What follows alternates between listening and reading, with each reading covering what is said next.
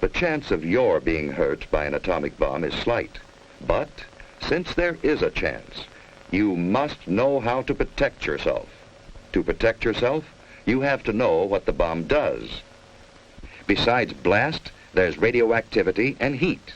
Can we protect ourselves from these? These children are protected. Concrete walls help stop radioactivity. Any wall stops the heat. The heat scorches the house, but does not harm the children. Any solid gives some protection. The thicker it is, the better. We have the national defenses to intercept an enemy, and we all form a team to help each other through emergencies. You are on that team. So is your family, each member of it. And in your community, every doctor, fireman, every policeman, and nurse, every lineman and operator, every civil defense worker. In fact, every community employee is ready to help you if you need him. So your community is prepared for emergencies and ready to help other communities.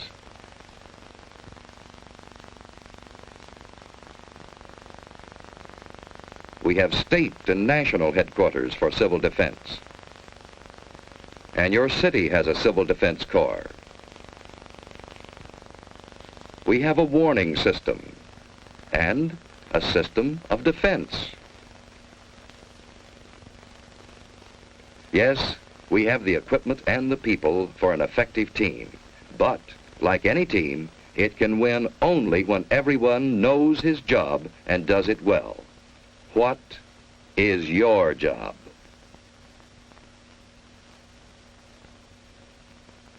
What if a warning siren sounds? What should you do? Look for cover, the nearest cover. Don't try to make it home unless home is the nearest place to go. Don't hesitate. Find cover.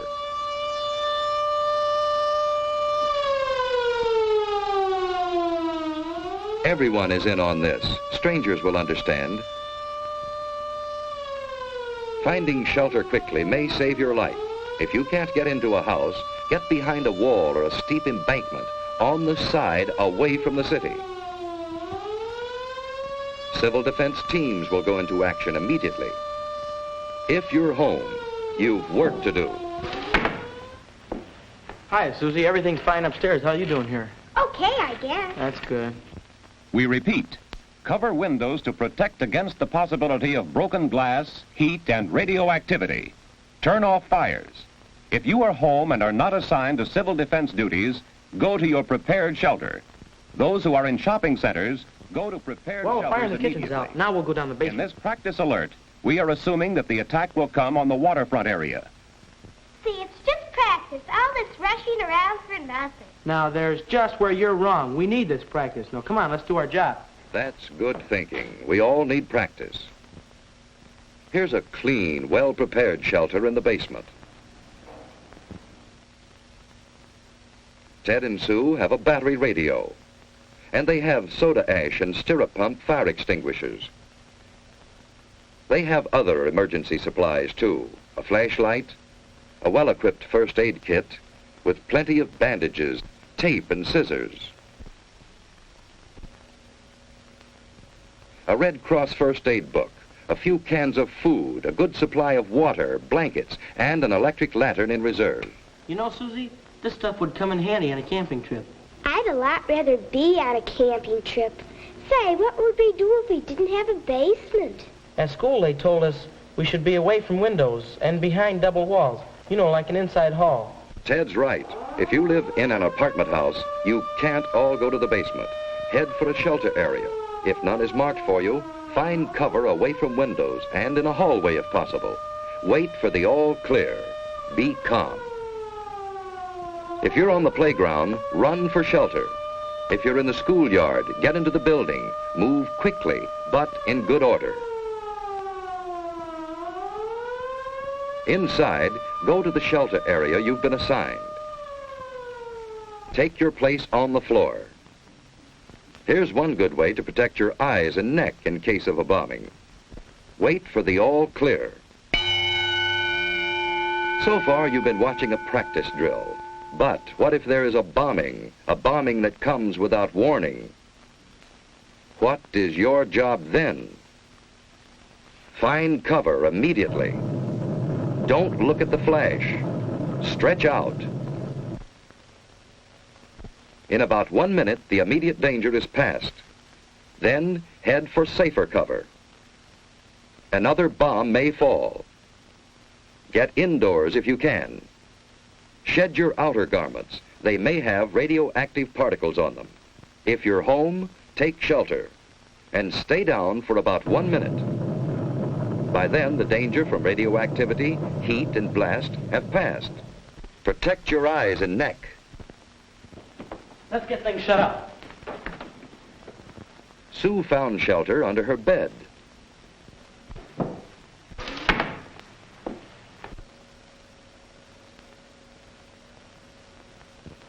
Dead. Let's get the battery set. When the house current is off, that battery radio is essential. Keep tuned in.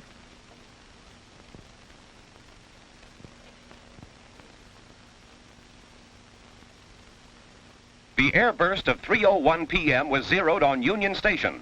Heavy damage extends from about 14th Street north to as far south as the waterfront. You know, and we're from lucky. Washington to Western. That blast was miles Stay from there. under cover unless you have civil defense to... I've just been handed a bulletin. There's been an underwater burst at the waterfront. Water thrown up by the bomb is falling as mist and rain, and it is radioactive. Avoid this radioactive mist and What rain. does he mean which the by wind is blowing south from the radioactive river. mist? All According to what residents Dad give the said, necessary the precautions. radioactivity gets into the mist and rain. And if the mist or rain gets on you, it's apt to make you very sick. What would you do about it?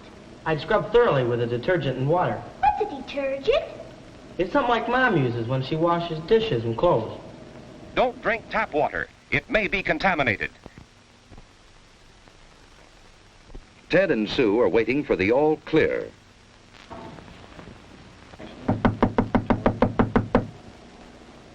I'll see who it is. Hello, who's there? It's your block warden, Mr. Carlson. Come on in, Mr. Carlson. Hello, Ted. Hello. Ted, this is Mr. Franklin, our radiological monitor. He's here to check for any radioactivity. I saw your mother down the shopping center. She's fine. Well, there's no damage here. No, it's been very good here. Hello, Sue. Say, have you seen my dad lately? He's down at headquarters, and boy, he's really busy. Yeah? Well, there's no radioactivity here. Say, Mr. Franklin, is that a pen on your coat there? Oh, no, that's a dosimeter. A dosimeter? What's a dosimeter? Well, it measures the amount of radioactivity that I've been exposed to. But this is the meter that I use to check with. Say, Mr. Carlson, is there anything I can do outside to help? No, Ted, everything is under control.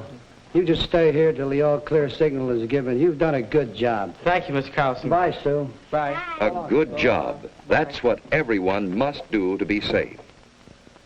Doing a good job means simply following the rules in an alert or an attack, and waiting until all is clear again.